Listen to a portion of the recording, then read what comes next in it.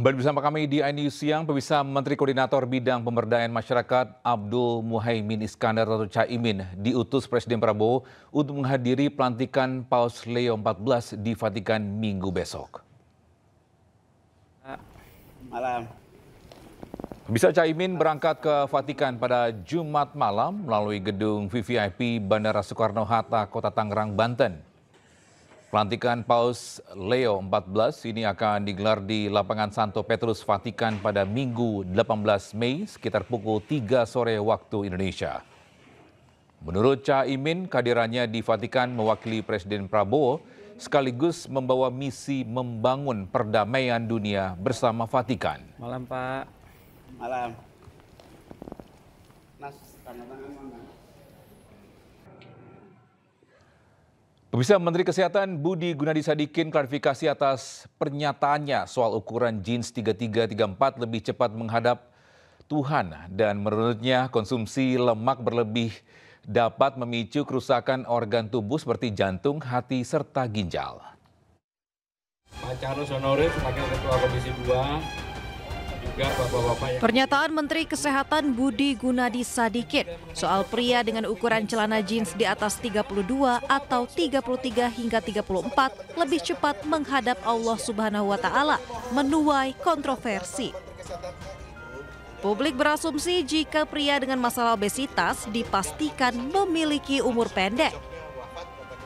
Menkes pun menjelaskan maksud pernyataannya. Jika konsumsi lemak berlebih dapat memicu timbunan lemak pada organ tubuh seperti jantung, hati, dan ginjal yang disebut visceral fat.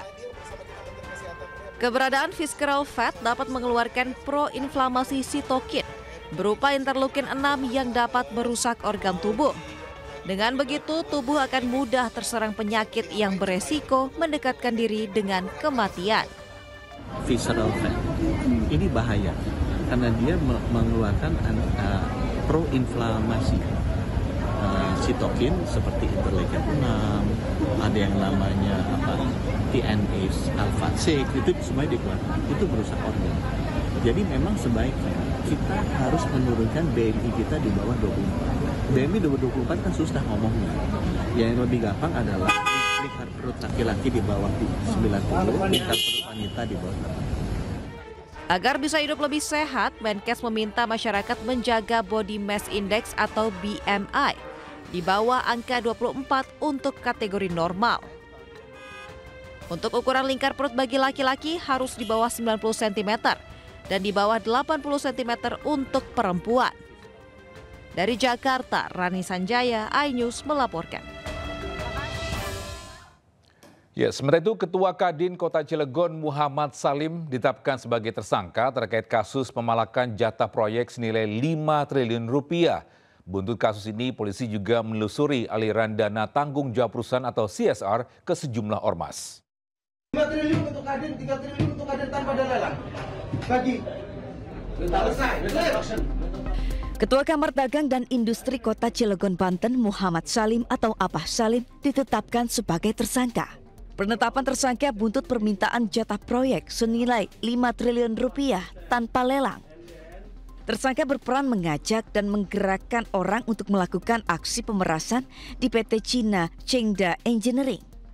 Selain Muhammad Salim, polisi juga menetapkan 2 orang lainnya sebagai tersangka, yaitu Wakil Ketua Kadin Cilegon Bidang Industri Ismatullah dan Ketua HNSI Rufaji Jahuri.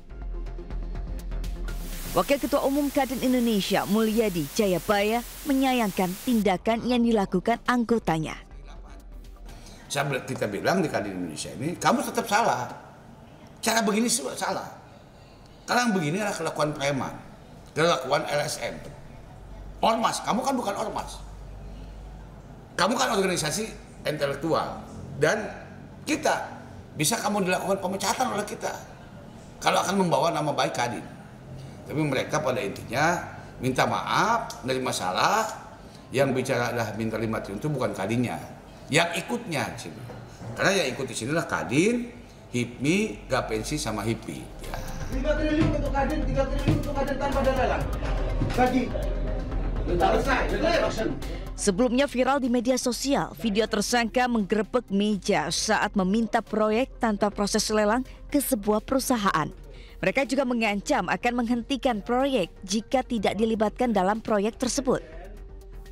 Buntut kasus ini, polisi juga menelusuri aliran dana CSR atau tanggung jawab perusahaan ke sejumlah ormas. Dari Lebak, Banten, Iskandar Nasution, iNews melaporkan.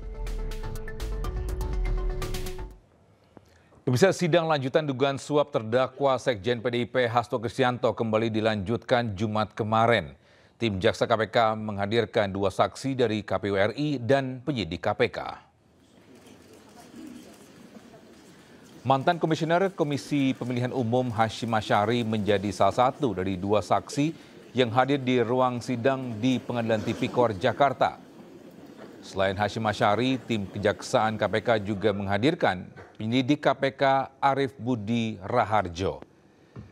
Tim Kejaksaan KPK meyakini bahwa Hasto telah terlibat suap kepada ex-komisioner KPU Wahyu Setiawan demi kepentingan pertapan pergantian antara waktu mantan caleg PDIP Harun Masiku. Adapun Hasto didakwa atas dugaan perintangan penyidikan terkait penanganan kasus Harun Masiku dan menyuap mantan ex-komisioner KPU Wahyu Setiawan senilai 600 juta rupiah.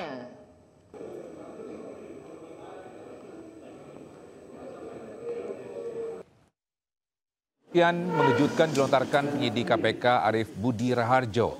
Ia mengetahui keberadaan buronan KPK Harun Masiku. Arief mengaku ditugaskan untuk memantau Harun Masiku untuk persiapan jika ada operasi tangkap tangan atau OTT. Ia juga melihat aktivitas Harun di apartemen Tamrin Residence. Upaya tersebut dilakukan agar KPK tidak kehilangan jejak Harun Masiku. Menanggapi hal tersebut, kuasa hukum Hasto Kristianto, Roni Talapesi, menyebut kasus ini syarat dengan motif politik.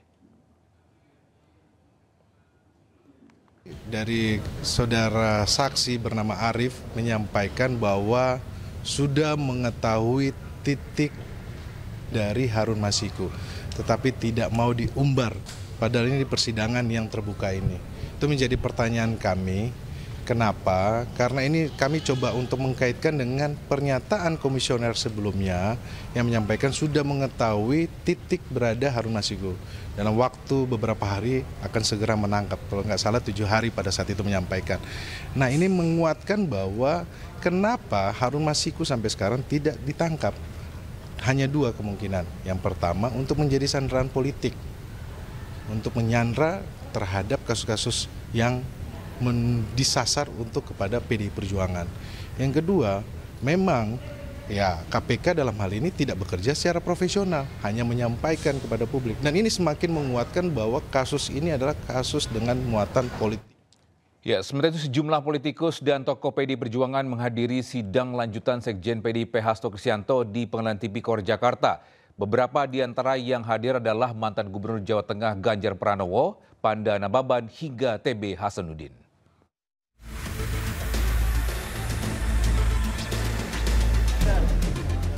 Hadir dalam sidang Hasto, antara lain mantan Gubernur Jawa Tengah Ganjar Pranowo. Ini merupakan kedatangan Ganjar yang ketiga kalinya dalam sidang Hasto. Selain Ganjar, ada juga politisi senior PD Perjuangan Panda Nababan. Di sela-sela kehadirannya dalam sidang, Panda Nababan mengaku prihatin dengan kualitas Komisi Pemberantasan Korupsi yang saat ini dinilainya menurun. Jadi saya sendiri terus terang merasa prihatin, kualitas daripada KPK sekarang makin merosot. Bayangkan ketua KPK-nya main badminton sama tersangka, tidak ini, ada penyuapan untuk besuk, ada kemudian barang bukti diapakan. Kasihan kali, lihat apalagi kualitas saya tadi gitu loh. Selain para tokoh PD Perjuangan, sejumlah anggota DPR dari fraksi PD Perjuangan juga turut hadir. Antara lain anggota Komisi 1 TB Hasanuddin, anggota Komisi 3 Komjen Muhammad Nurdin, anggota Komisi 6 Darmadi Durianto. Hadir juga tokoh PDI Perjuangan lainnya, yakni Ketua DPC PDI Perjuangan Kota Solo, Franciscus Saverius Hadi Rudiatmoko, Ferdinand Hutahean, Ripka Ciptaning, serta mantan Menteri Lingkungan Hidup Soni Keraf. Dari Jakarta, tim Liputan iNews melaporkan.